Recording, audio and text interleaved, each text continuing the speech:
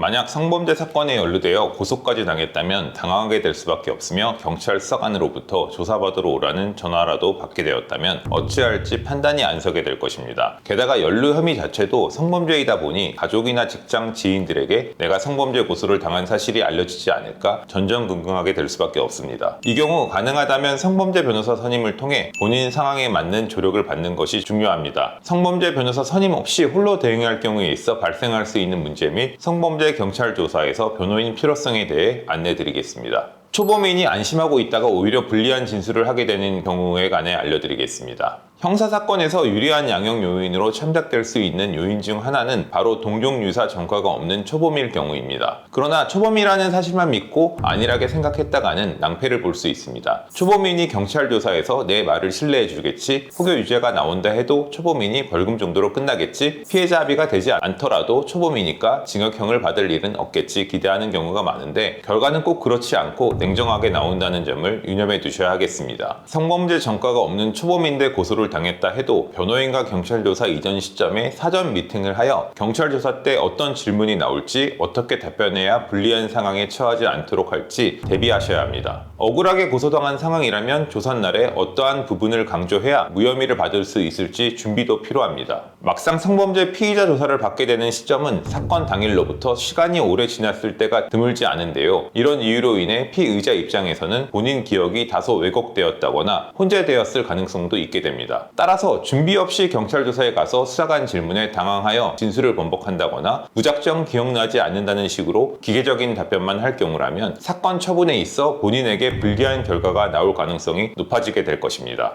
경찰 조사에서 재판까지 안 갈 수도 있다는 말을 믿었다가 문제가 생기는 상황에 관해 알려드리겠습니다. 항상 그런 것은 아니겠으나 수사관 입장에서는 당사자가 변호사를 선임하여 조사날부터 변호인을 대동해 조사에 오는 것보다는 아무래도 피의자 혼자 진술하러 오는 상황이 절차 처리에 있어 상대적으로 수월할 것이 분명합니다. 변호사가 사건에 개입하면 피의자 측에서의 요구사항도 까다로워지고 제출하는 자료도 많아지며 조사 일정 조율 등에 있어서도 수사관 입장에서는 여러 번거로운 상황이 생길 수 있기 때문일 것입니다. 이에 수사기관에서는 변호사를 선임하는 것은 자유지만 혼자 조사받으러 와도 무관하다. 굳이 변호사를 선임할 필요가 없다. 잘만 하면 벌금 정도로 마무리될 것인데 굳이 비싼 수임료를 내고 뭐하러 변호사를 선임하냐 등의 언급을 하면서 당사자를 안심시키는 경우도 덜어 있을 수 있습니다. 그러나 이러한 수사관의 말만 믿고 홀로 대응했다가는 적절한 대응 시점을 놓치게 될 수 있습니다. 실제로 경찰로부터 수사에만 협조하면 아마도 재판까지는 안 갈 것이고 검찰청에서 벌금형 약식기소 처분을 해주거나 기소유예 정도로 사건 마무리가 될 것 같다는 이야기를 듣고 혼자 대응하였는데 검찰청 발신 문자로 구공판 정식재판 회부 통지를 받고 나서 아차 싶게 되는 의뢰인분들 케이스가 드물지 않습니다. 불구속 구공판 정식재판 회부 통지를 받고 나서야 뒤늦게 성범죄 변호사 선임을 위해 법무법인 은우를 찾아주시는 분들도 많이 계십니다. 물론 재판 단계부터라도 변호사를 선임한다면 최종적으로 적절한 대처가 가능할 수 있지만 아무래도 첫 경찰 조사 시점부터 변호인 조력을 받는 것이 수사 단계에서 선처를 받고 사건 종결이 될 가능성을 높일 수 있는 방법이 될 수 있습니다.